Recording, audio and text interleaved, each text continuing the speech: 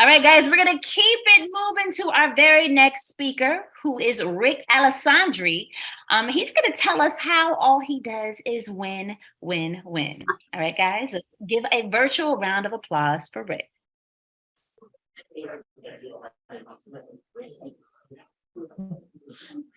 Thanks, Candy Marie. I appreciate the introduction and the title of the presentation. All I do is win. Part of the reason for that, I think, is because I've been involved in the sports industry for almost 40 years. And obviously winning is important in sports. I happen to be, unfortunately, because of the timing, I had to move my location downtown Philadelphia. So there's a lot going on in Philadelphia this weekend, as you can imagine. I'm going to share my screen and I'll get into kind of my background. So my background, I currently am a managing director of an executive search firm in the Philadelphia region, Turnkey ZRG. My background, sorry, I'm trying to get to the next page here. My background is I've spent 40 years almost in sports and media, almost 20 plus years at ESPN, where I spent time as both the chief of staff to George Bodenheimer, who was the president of the organization, as well as the general manager and CXO of the X Games. Many of you might be familiar with the X Games, action sports' biggest event. I also ran the ESPN zones for ESPN and Disney, and was responsible for all the consumer products. I started my career in sports in 1982 when I was a sophomore at Fordham University, and I started working for a sports wire service. That sports wire service eventually led to a full-time role pretty quickly. And I found myself embarking on a career which I had never anticipated. I thought I was going to become an attorney, but my love of sports, my love of serving the community really kept me on the path towards being involved in a profession that I truly had a passion for. And that's one of the things that I advocate to my children.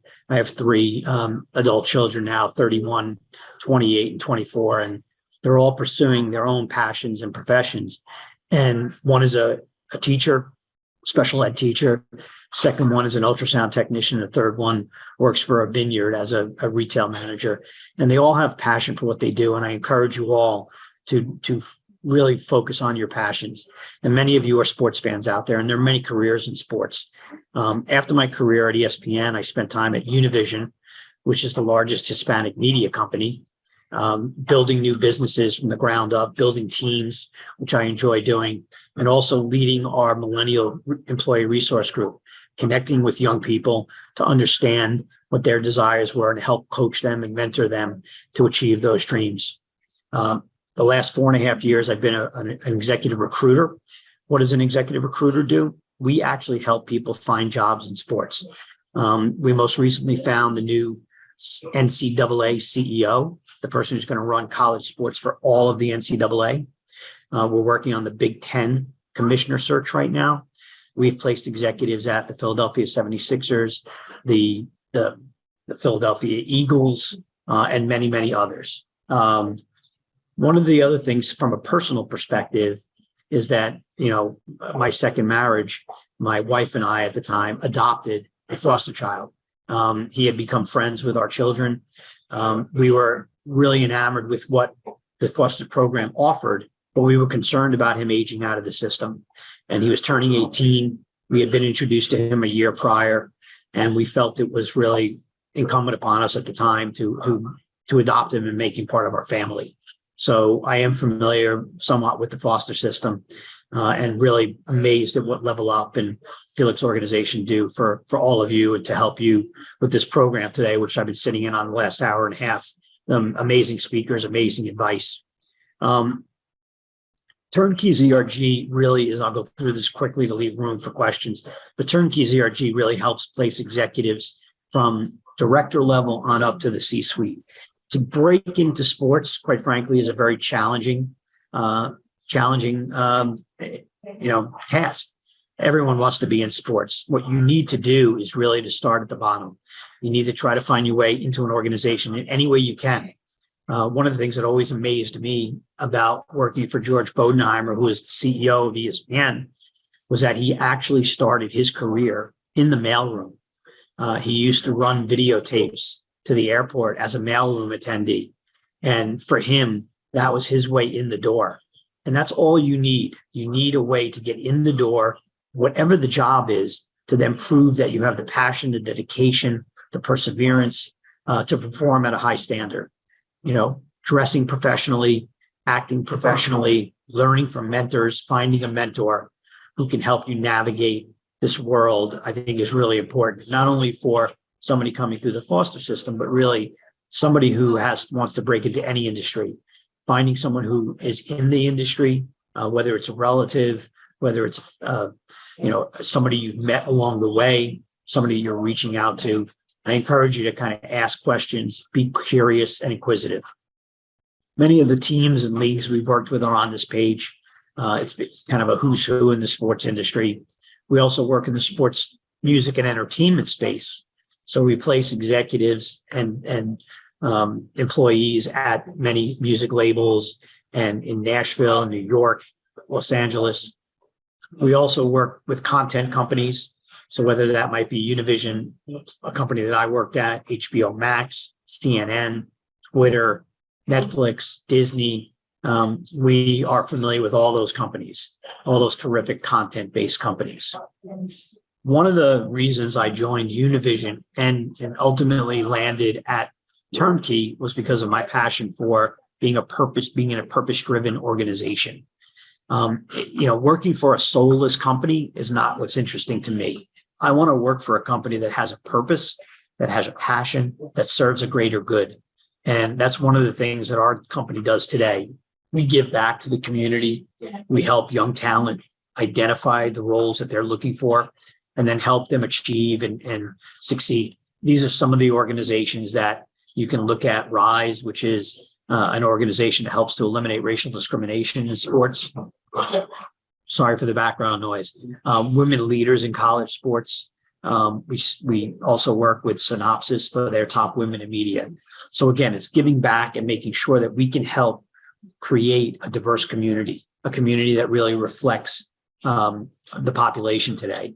And sports is not a very diverse entity. So, sorry about that. The more we can do is really incumbent upon us to do that. And as you'll see here, we kind of live by our values. Not only do we drive diversity, equity, inclusion in sports by placements, but our organization is diverse. 50% of our personnel come from underrepresented backgrounds, whether it's women or persons of color. I'll stop sharing the screen now and get into any other questions that you might have.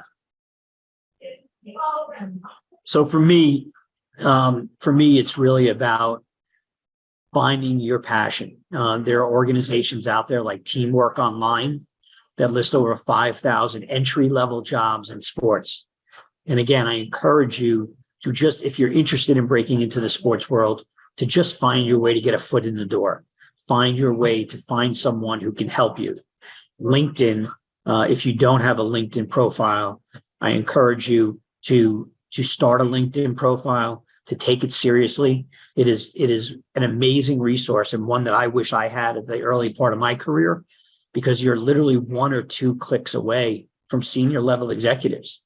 And when you want to make a connection with somebody in sports, you want to connect on a personal level.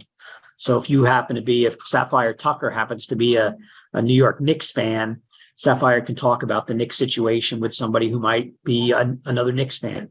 You got to find your way to connect personally with these executives. And you'll find more often than not, they will connect back and then develop that relationship, develop an authentic relationship with them. And you never know where it's going to lead you. So I'll pause there for a second, Candy, and see if there's any questions you might have, or I know we're running behind on our agenda.